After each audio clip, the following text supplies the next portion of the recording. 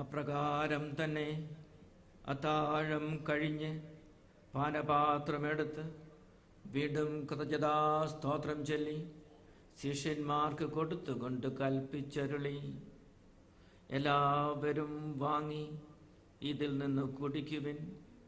ഇത് എൻ്റെ രക്തമാകുന്നു, നവീനവും സനാതനവുമായ ഉടമ്പടിയുടെ രക്തം.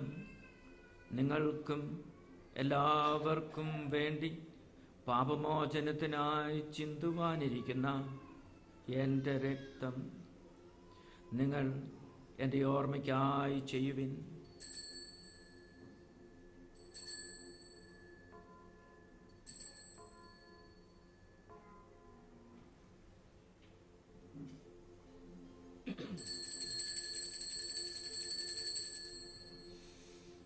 മിസ്തേരിയും ഫിദൈ.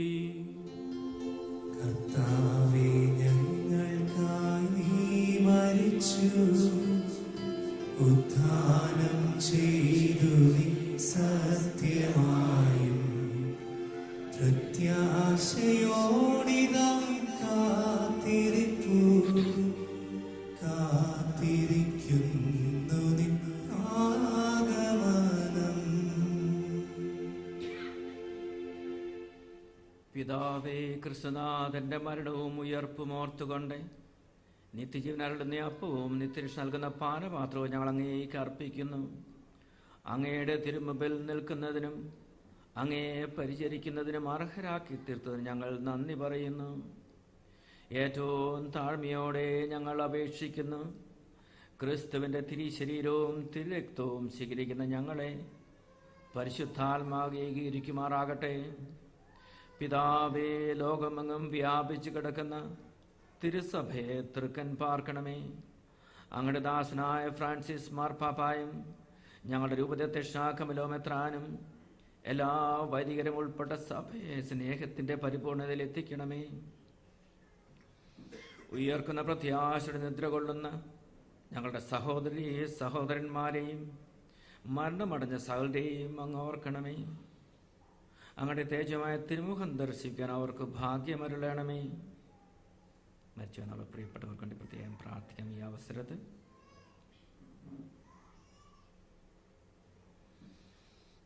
എളിയദാസരായ ഞങ്ങളെയും കടാക്ഷിക്കണമേ. ദേവമാതാ പരിശുദ്ധ കന്യാമറിയത്തോടും ആ കന്യയുടെ വിരക്തപതിയായ വിശുദ്ധ യോസേഫിനോടും അപ്പസ്തോലഗണത്തോടും വിശുദ്ധ ഇഗ്നേഷ്യസിനോടും ലോകാരം മുതൽ അങ്ങേക്ക് പ്രിയങ്കരമാവിധം ജീവിതം നയിച്ച സകല വിശുദ്ധരോടുമൊത്തെ നിത്യായുസ്സിൽ പങ്കുചേരുവാനും അങ്ങയുടെ പുത്രനായ യേശു ക്രിസ്തു വഴി അങ്ങയെ വാഴ്ത്തി സ്തുതിക്കുവാനും ഞങ്ങളെ അർഹരാക്കണമേ. ദൈവമേ, സർവശക്തനായ പിതാവേ, അങ്ങേക്ക് ക്രിസ്തുവിലൂടെ ക്രിസ്തുവിനോടുകൂടെ ക്രിസ്തുവിൽ തന്നെ പരിശുദ്ധാത്മാവുള്ള ഐക്യത്തിൽ എല്ലാ മഹിമയും ആരാധനയും എന്നും എന്നേക്കും. നമ്മുടെ കർത്താവ് പഠിപ്പിച്ചതും കൽപ്പിച്ചതും അനുസരിച്ച് പ്രത്യാശയോടെ നമുക്ക് പ്രാർത്ഥിക്കാം.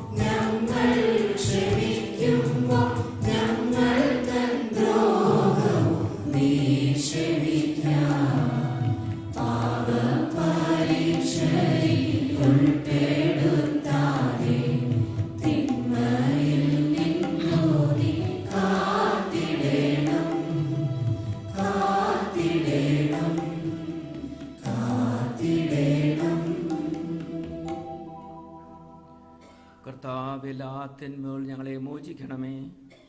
ഈ കാലയളവ് ഞങ്ങൾക്ക് സമാധാനം അരുളണമേ. പാപത്തിൽ നിന്ന് അസ്വസ്ഥകൾ ഞങ്ങളെ എപ്പോഴും കരുണാപൂർവ്വം കാത്തുകൊള്ളണമേ. നിത്യസൗഭാഗ്യവും രക്ഷകനായ യേശു ക്രിസ്തുവിന്റെ പുനരാഗമനം ഞങ്ങൾ പ്രതീക്ഷിക്കുന്നു.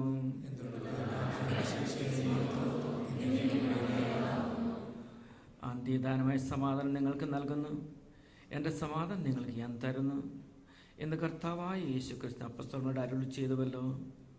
ഞങ്ങളുടെ പാപങ്ങൾ പരിഗണിക്കാതെ അങ്ങേ തിരുസഭയുടെ വിശ്വാസം തൃക്കൻ പാർത്ത് അങ്ങയുടെ തിരുവുള്ളത്തിനൊത്തവണ്ണം തിരുസഭയ്ക്ക് സമാധാനവും ഐക്യവും കൽപ്പിച്ചെറിയാലും എന്നും ജീവിച്ചു വാഴുന്ന അങ്ങ് ഞങ്ങളുടെ പ്രാർത്ഥന കേട്ടറിയണമേ. കർത്താവിൻ്റെ സമാധാനം എപ്പോഴും നിങ്ങളോട് ഉണ്ടായിരിക്കട്ടെ. നമുക്ക് പരസ്പരം സമാധാനം ആശംസിക്കാം.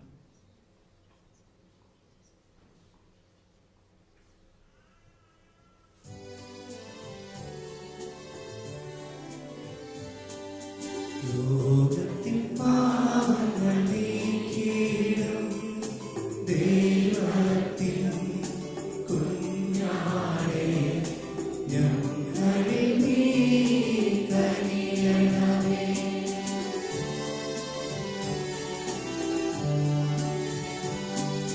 ലോകത്തിൻ പാപങ്ങൾ നീക്കിയിടും ദൈവത്തിൻ കുഞ്ഞാടേ, ഞങ്ങളിൽ നീ കനിയണമേ.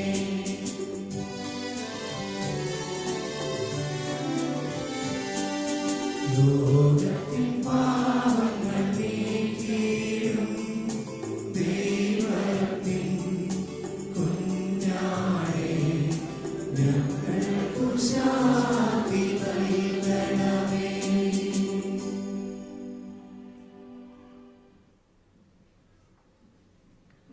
ഇതാ ദൈവത്തിൻ്റെ കുഞ്ഞാട്, ഇതാ ലോകത്തിന് പാപങ്ങൾ നീക്കുന്നവൻ. ദിവ്യ കുഞ്ഞാടിൻ്റെ വിരുന്നിന് ക്ഷണിക്കപ്പെട്ടിരിക്കുന്നവർ ഭാഗ്യവാന്മാർ.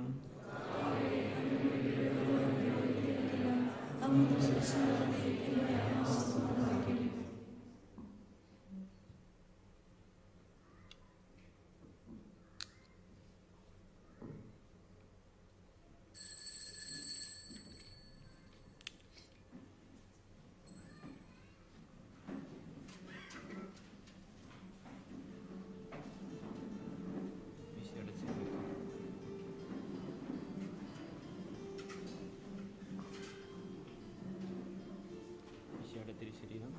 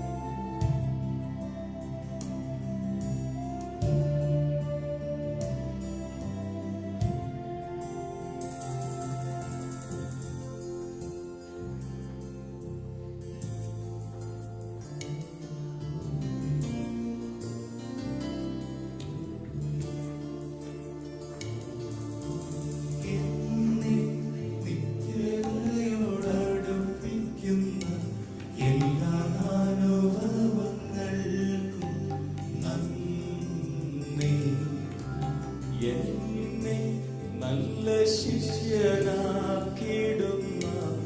എല്ലാ കുരിശുകൾക്കും നാഥാനം, എല്ലാ തോൽവികൾക്കും നാഥാനം. നിന്റെ മുഖം കാണുവാൻ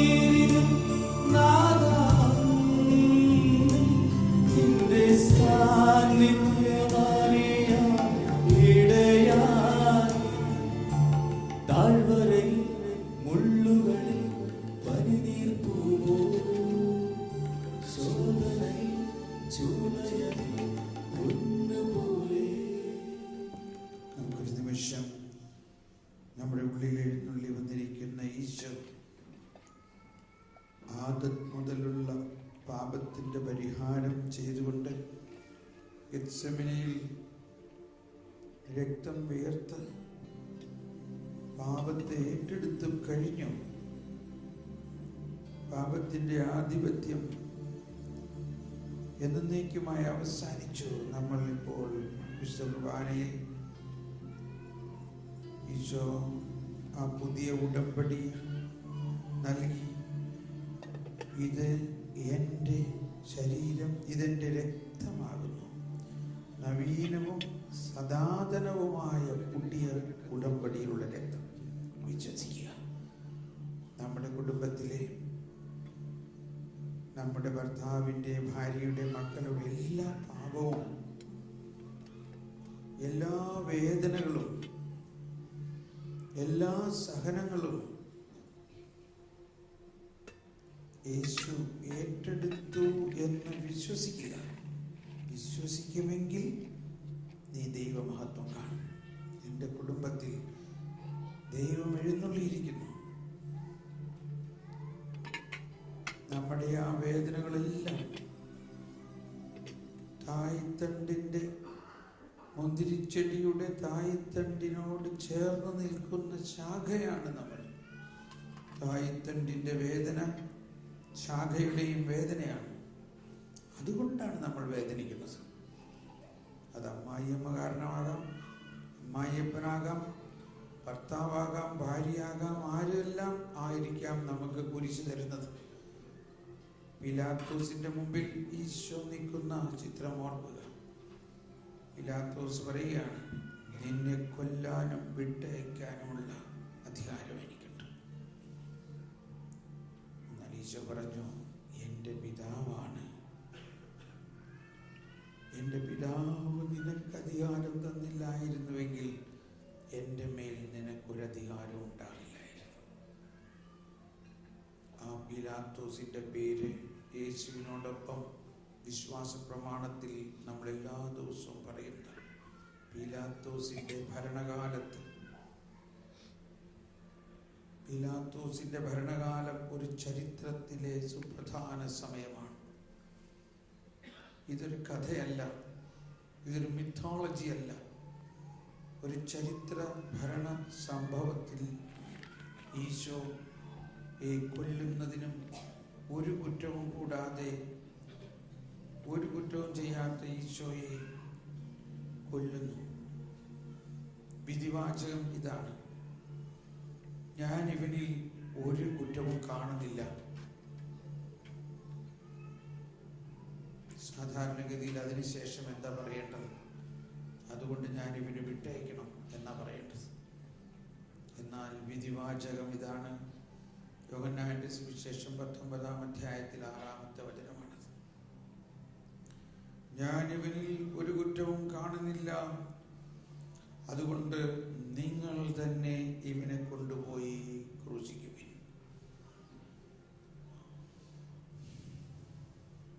ഇതായിരിക്കാം നമ്മുടെ ജീവിതത്തിൽ ഒരു പരിധിവരെ എല്ലാവർക്കും കിട്ടുന്നത്. ഒരു കുറ്റവും ചെയ്യാതെ സഹിക്കേണ്ടി വരുന്നു.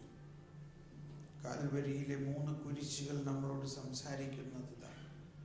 നടുവിൽ കുരിശിൽ കിടക്കുന്ന ഈശോ അനർഹമായ സഹനം, ഒരു കുറ്റവും ചെയ്യാതെ വേദനിക്കപ്പെടുന്നു, ശിക്ഷിക്കപ്പെടുന്നു. അത് യേശു സ്വീകരിച്ചപ്പോൾ ലോകം മുഴുവനും അത് രക്ഷയായി. നല്ല കള്ളന്റെ കുരിശിൽ നല്ല കള്ളൻ കുറ്റം ചെയ്തതിൻ്റെ ശിക്ഷയാണ്, അതും സഹനമാണ്. അതും സ്വീകരിച്ചപ്പോൾ ആ വ്യക്തി രക്ഷിക്കപ്പെടുന്നു. എന്നാൽ 3-ാമത്തെ കുരിശിൽ കിടന്ന ആൾ ചെയ്ത കുറ്റത്തിന് സഹിക്കുന്നു, പക്ഷെ അയാൾ സ്വീകരിക്കുന്നില്ല കുരിശ്. അതുകൊണ്ട് യേശുവിൻ്റെ ആ വിമോചന അനുഗ്രഹത്തിന് സ്വന്തമാക്കാൻ പറ്റുന്നില്ല. അതുകൊണ്ട് ഇപ്പോൾ മുറിക്കപ്പെട്ട ഈ യേശുവിനെ നമ്മൾ സ്വീകരിച്ചപ്പോൾ, ഉത്ഥാനത്തെ നമ്മൾ സ്വീകരിച്ചപ്പോൾ, നമ്മുടെ ജീവിതത്തിൽ എല്ലാ കുരിശുകളും നമ്മുടെ തെറ്റുകൊണ്ടുണ്ടായതും നമ്മൾ തെറ്റില്ലാതെ ഉണ്ടായതും എല്ലാം ഒരിക്കൽ കൂടി ഈശോയിൽ സമർപ്പിച്ചുകൊണ്ട് ഇതാ ഇതിനിയും മാധുര്യമേറുന്നതായി മാറുന്നതിന് ഇനിയും ഇതുപോലെ കുരിശുകളെ വന്നാലും സഹനശീലം ആണ് അവർ തരുന്നത്. സഹനം മാത്രമല്ല, സഹനശീലം ആത്മധൈര്യം തരുന്നു. ആത്മധൈര്യം പ്രത്യാശ നൽകുന്നു. ആ പ്രത്യാശ നമ്മെ നിരാശരാക്കുന്നില്ല. നമുക്ക് ഒന്ന് സ്തുതിക്കാം. ഈശോയെ, അങ്ങയുടെ ഈ സഹനത്തോട് ചേരാൻ വിശുദ്ധ ഇഗ്നേഷ്യസ് പോലെ അനേകം വിശുദ്ധരെ പോലെ ഈ സഹനത്തോട് ചേരാനുള്ള ഭാഗ്യം കിട്ടിയതിന്, അങ്ങയെ ആശ്വസിപ്പിക്കാൻ സാധിച്ചതിന്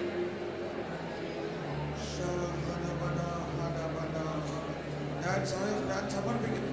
എൻ്റെ എല്ലാ സഹനവും അങ്ങയെ ആശ്വസിപ്പിക്കുന്നതിനായി ഞാൻ സമർപ്പിക്കുന്നു. എന്നെ ആശ്വസിപ്പിക്കാൻ ആരെങ്കിലും ഉണ്ടോ എന്നവൻ നോക്കി, എന്നാൽ ആരെയും കണ്ടില്ല. കർത്താവേ, ഇതാ ഞാനുണ്ട്, ഞാൻ നിന്നെ ആശ്വസിപ്പിക്കാം. നിന്റെ വേദനയിൽ, നിന്റെ തിരസ്കരണത്തിൽ ഞാൻ ആശ്വസിപ്പിക്കാം.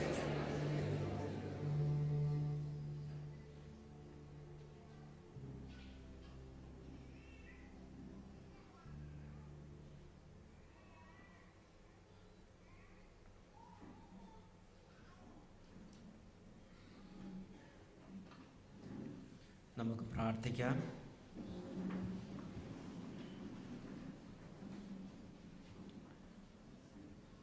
പിതാവേ, വിശുദ്ധ ഇഗ്നേഷ്യസിൻ്റെ ബഹുമാനാർത്ഥം അങ്ങയ്ക്ക് നന്ദി നിറഞ്ഞ ഹൃദയത്തോടെ ഞങ്ങൾ അർപ്പിച്ച സ്തോത്രബലി അങ്ങയെ നിത്യമായി പാടി സ്തുതിക്കുന്നതിന് ഞങ്ങളെ യോഗ്യരാക്കുമാറാകട്ടെ. കർത്താവായ ക്രിസ്തു വഴി ഞങ്ങൾ സമർപ്പിക്കുന്ന ഈ പ്രാർത്ഥന കേട്ടരുളണമേ. കർത്താവ് നിങ്ങളോടുകൂടെ. സർവശക്തനായ ദൈവം പിതാവും പുത്രനും പരിശുദ്ധാത്മാവും നിങ്ങളെ അനുഗ്രഹിക്കട്ടെ. ദിവ്യപൂജ സമാപിച്ചു.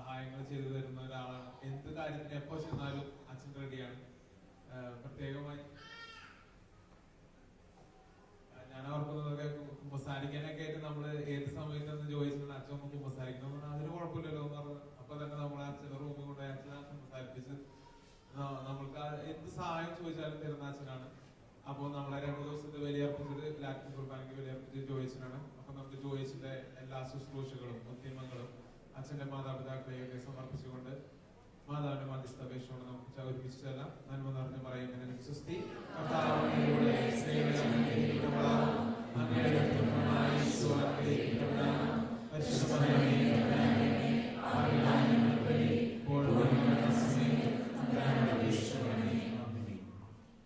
അതുപോലെ തന്നെ ഈ വരുന്ന 2-ാം തീയതി ശനിയാഴ്ച 8:30 മുതൽ 1:30 വരെ റിതം ഓഡിറ്റോറിയത്തിൽ അബ്ബാസിയയില് ദേവാലയങ്ങളിലും പ്രയർ ഗ്രൂപ്പുകളിലൊക്കെ ശുശ്രൂഷ ചെയ്യുന്നവർക്ക് വേണ്ടി ബ്രദർ നയിക്കുന്ന ഒരു ക്ലാസ് ഉണ്ടായിരിക്കുന്നതാണ്. 8:30 മുതൽ 1:30 വരെ 2-ാം തീയതി അബ്ബാസിയയില് റിതം ഓഡിറ്റോറിയത്തിൽ. അപ്പൊ സാധിക്കുന്നവരൊക്കെ അതിൽ പങ്കെടുക്കാൻ ശ്രമിക്കുക. അതുപോലെ തന്നെ ഈ ധ്യാനത്തിന്റെ ഒരു ഫോളോ നമ്മൾ പ്ലാൻ ചെയ്തിട്ടുണ്ട്. 8-ാം തീയതി എന്ന് പറഞ്ഞാൽ ഈ വെള്ളിയാഴ്ചയല്ല, നാളെയല്ല, നാളെ കഴിഞ്ഞ് വരുന്ന വെള്ളിയാഴ്ച 8-ാം തീയതി നമ്മൾ 4 മണി മുതൽ 8:30 വരെ അബ്ബാസിയയില് പള്ളിയിൽ വെച്ചിട്ടാണ് നമ്മൾ പ്ലാൻ ചെയ്തിട്ടുണ്ട്. അപ്പോൾ സാധിക്കുന്നവരെല്ലാവരും ഈ ധ്യാനം കൂടിയവരെല്ലാവരും തന്നെ വരണമെന്നാണ് ഞങ്ങളുടെ ആഗ്രഹം. ഇനിയിപ്പോ നമ്മൾ ലഞ്ച് ബ്രേക്കിന് വേണ്ടി പോവുകയാണ്. അപ്പോ മുമ്പ് പറഞ്ഞ കുറച്ച് കാര്യങ്ങൾ ഞാൻ കൂടി റിപ്പീറ്റ് ചെയ്യാണ്. കെയറോസ് മാഗസിൻ ഞാൻ പറഞ്ഞു എല്ലാ മാസവും വരുന്ന ജീസസ് ഒരു